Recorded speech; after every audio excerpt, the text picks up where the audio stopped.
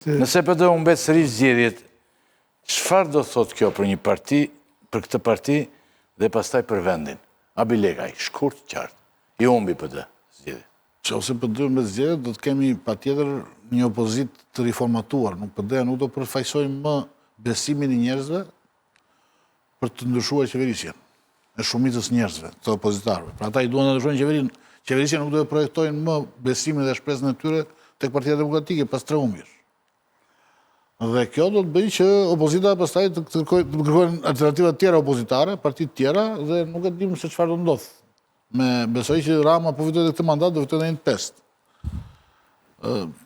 Kështu që këtë e mendoj unë që do ketë një doktori thua ti përformatohet do do shikohet më si presa si mjeti, sepse po dështove njerëz një mjet për të hequr Ramën.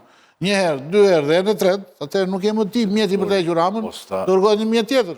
Abi Lekaj doktori posta i larg qaftë, nuk ikën. Jam në dakord. Si mendon Kjo do bëjnë njerëzit, jo çfarë. Kjo do jetë një dramë, domethënë mandati i 4 i një qeverie në Shqipëri, i bile kësaj qeverie me këtë bilanc që kanë lidhje me korrupsionin, është një dramë. Dramë për më. Dramë për vendin. Por dhe automatikisht edhe humbja opozitës një dramë për vendin. Po unë e kam thënë dhe nuk mund mos e them gjithmonë që me atë që bëri, Berisha e ka privuar popullin shqiptar nga rotacioni i pushtetit dhe i ka privu demokratët për të ardhur në pushtet. Pra Preqi po thotë, ai kishte një rrugë tjetër. në qoftë se humb opozita dhe rifiton mandatin e 4 të Rama, ndodhin 2 drama. Opozita të vazhdonte siç ishte. Njëra Sali Berisha të jetë mbështetje opozita. Me gjithë shpirt Partisë Demokratike. E the mirë, më mirë se që the këtë Preq. Sot shkonin fitore, fitote dhe Berisha. Më mirë se që the këtë që ndodhin 2 drama. Po. Njëra që humb opozita dhe tjetra që fiton mandatin e 4 ai. Po drama ndodhin Preq, vazhdimisht. Drama ke këtu. Jo, drama ndodhin, por ne përpiqemi me dhënë përgjigje pse ka ndodhur. Dakor, më shumë bukur, po se ndodhen. Jemi afër kësaj drame. Kjo që jemi afër kësaj drame. Opozita do ruhej siç ishte. Ish presidenti, lideri historik, duke pas, domethënë gjithë të qartësinë dhe vështrimin perspektiv, largpamës për gjën, vendos që të vihet në dispozicion kësaj partie ta bëjë luftën për çështjen e vet si person, jo duke përfshi partinë. Sot Partia Demokratike me gjithë LSI do ishin disa pikë përpara, sepse vetëm 37.000 vota i mungojnë. Dhe do fitonte edhe Sali Berisha, se Sali Berisha duhet një avokat i madh thuçi ta ndihmojë. Po ishte shpallja non grata Preq, se pastaj se si do interpretonin të dyja palët shpalljen non grata, siç e interpretuan dhe siç e degeneruan opozitën. Pse ata thoshin s'ka rëndësi se u shpall non grata, ne kemi mbështetjen e shqiptarëve, do fitojmë me shqiptarë, do mbështesim shqiptarët. S'na duhet Amerika. Konfliktin brenda PD-s nuk e nisi shpallja non grata. Jo, nisi për përjashtimin që i bëri Basha Sali Berisha në 9 shtator. Për arsyeën se u shpall non grata. Po pra, përjashtimi. Non grata, do të thënë. Ngrirje. Shpallja e Berishës non grata është një çështje e shtetit amerikan. Po pra. Përjashtimi i Berishës konfliktin arbitrare. Shtator, nishin qershor kur u shpall non grata. Nishin shtator, normal. Përjashtimi ishte një vendim i brendshëm i yni dhe sovran politik që s'duhet ta merrte. Pra, ju bët një pyetje mundi për jetën unë? Thatë pse i përjashtoi këta që donë nga primarja, pse i përjashtoi Berisha? Unë kam me një fjali, kështu the. E lash për. E le. Të themi një fjali? Gjirokastra. Jo vetëm për, ama më le se s'është Gjirokastra për një deputet ka Gjirokastra. Mund t'i merrte 2 postë Sali Berisha të marrë 2. Po them një fjali dhe thua 8 fjali olla. Po jo mos e ktheu. Atëra, fjalia është kjo yli, që është përfshirë se nuk është vetëm për primaret. Do të thënë Berisha gjithë fuqinë e tij atje brenda PD-s dhe veçanërisht Berisha, po dhe Rama, besoj në ana tjetër, e ka ndërtuar mbi dobësitë e bashkëpunëtorëve të vet. Do të thënë, e ka kuptuar çfarë ka bashkëpunëtor dhe vit pas viti që nga koha e krijimit dhe të kësaj partie, fut dhe periudhën kur doli Preqi me shok që ishin të parët që i bën oponencën Berishës për parime, që nga ajo periudhë deri sot Berisha vazhdimisht duke i njohur bashkëpunëtorët mbi dobësitë e tyre ka ndërtuar gjithë fuqinë e vet. Edhe me këtë dobësi e shkatroi atë Parti Demokratike dhe nuk e nxori nga loja, nuk e bëri me parti pushteti. Pra, një mandat i 4 i Ramës? Nuk është më një parti pushteti. Një mandat i 4 i Ramës, domethënë varet se si do sillet zoti Berisha mbas zgjedhjeve. Nëse do vazhdoj, do doj të qëndroj ende në kryet PD-s apo të caktoj një njëri tjetër, do jetë një lëngat e gjatë e Partisë Demokratike, sepse pas atyre zgjedhjeve o duhet shkojë drejt shkrirës, o duhet largohet zoti Berisha dhe dikush tjetër të marrë drejtimin, një gare e hapur të marrë drejtimin për të krijuar një opozitë reale për zgjedhjet e ardhshme. Pra ajo që pritet të ndodhë, sjell një dramë, mendohet në ju për këtë vend. Po, me dy fjali tani e fundit fare, po partitë e reja që po bëjnë, si ju duket përpjekja e tyre, ka nisur fushata që s'ka nisur akoma. I kemi parë shpes në studio. Sheja, i Qori, Lapa, i Shabani, Pano, Sovoj, që është bashkëtar. Që mendoni për këta me dy? Unë mbyllë dy fjali, nuk kanë frymëzuar akoma ai sa të mendohen si ardhmja e opozitës shqiptare ose ardhmja në pushtet. Asnjëra nga partitë. Nuk kanë.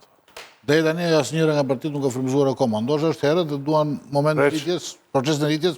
Ata kanë bërë një gabim të madh që do t'u kushtoj shtret, sepse janë udhëhequr nga një lloj egocentrizmi, dhe egocentrizmi ka penguar që ata të bashkoheshin në një ombrell 7-8 bashkë për të marrë një rezultat surprizë dhe për të krijuar një grup parlamentar, domethënë konsiderueshëm Parlamentin e Shqipërisë. Mekanike. Kam shumë frikë se fragmentimi i tyre, egocentrizmi që i ka lënë kështu veç e veç një pjesë prej tyre ose 2 nga 2, do t'i penalizojë. Ata nuk kanë kuptuar që fushata sa më shumë shkon drejt zgjedhjeve është si një rul që i zvoglon të voglat. Partitë e reja mendoj që në rastin më të mirë të jenë të lumtur të marrin deputet përfaqësojnë në kuvend dhe të bëjnë gati për krizën e re që do të ketë opozitarizmi në Shqipëri pas zgjedhjeve të 11 maj. Bëjnë gati më vonë, thotë. Sepse ka dy opsione. Në rast se zoti Berisha që do humbasi dhe nuk do t'i njohë zgjedhjet, do vazhdoj ta mbajë Partinë Demokratike. Në rast se do t'i njohë zgjedhjet, të respektoj vendimin e statutit partisë, të japi dorëheqjen dhe t'i ndihmoj demokratët, se ka borxh edhe gjithë shqiptarët, të mos ja lërë familjen, Partinë Familjes, por ta futin në një proces të drejtë, domethënë zgjedhje, të bëjë një opozitë konkurruese për 2029. Ndryshe vim tek ajo që tha Abi Lekaj, që edhe në 2029 Rama për shkak se opozita do jetë në krizë, edhe në riformatim pjesa tjetër e opozitës, ka premisa të fitojë mandatin e test. Mos na çë deri atje se se kush. Do ta heqim tjerë. Unë uroj që partitë e vogla të kenë mundësi që të rriten deri në 11 maj dhe të kenë mundësi në Tiranë, ndoshta edhe në një qark tjetër të prodhojnë deputet. Pra votat që do marrin mos shkojnë kot. Kjo do jetë shumë e rëndësishme për parlamentin e ardhshëm në varësi të numrave që do marrë Partia Socialiste, sepse duke marrë mandat partitë e vogla do shtojnë shpresën e elektorat që një forcë e re politike mund të hyjë dhe mund të prodhojë deputet. Nëse këto numra deputetësh do jenë pastaj, ndoshta edhe në koalicion me partinë që do fitojë qeverinë, të imponojnë vullnetin e tyre atje, do ishte shumë mirë. Përndryshe, do humbi çdo lloj shprese që një forcë e re politike do ketë mundësi që të ecë në politikën shqiptare. Nderuar teleshikues, mendoj që ky ishte programi ynë deri këtu ishte programi ynë për mbrëmjen e sotme. Fakt ne do të ndihmojmë partitë e reja me sa të mundim me programin që kemi. Do ishte veprim patriotik. Ka dhe një arsye tjetër, shumë të rëndësishme. Përveç që ato janë, unë bëjnë gabimet pa numrat e gjithë, por ne do të ndihmojmë, do të tresim vazhdimisht edhe për një arsye për të gjitha këto që thamë deri tani për dy partitë e mëdha. Për shembull, në fillim ne thamë folëm për gërnetën e madhe mes Edi Ramës dhe Luli Bashës. Preç. Po kështu, fushatat që po bëjnë ata negative dhe qesharake, shpesh. Pa u thënë njerëzve se pse duhet vënë në kutit e votimit, pa u thënë seriozisht, pse duhet vënë në kutit e votimit në datën 11 maj, shqiptarët, dhe pse do vënë për këto parti politike. Ne i kemi thirrur edhe në studio dhe vijojmë t'i thresim. Nuk na çudit fakti që majoranca ka një strategji. Rama do dalë dhe do thotë këto që bën me Lulin shpesh dhe të gjitha dhe e kanë të vështirë të dalin në media. Si duan. Por më shumë të çudit opozita që del vetëm Sali Berisha.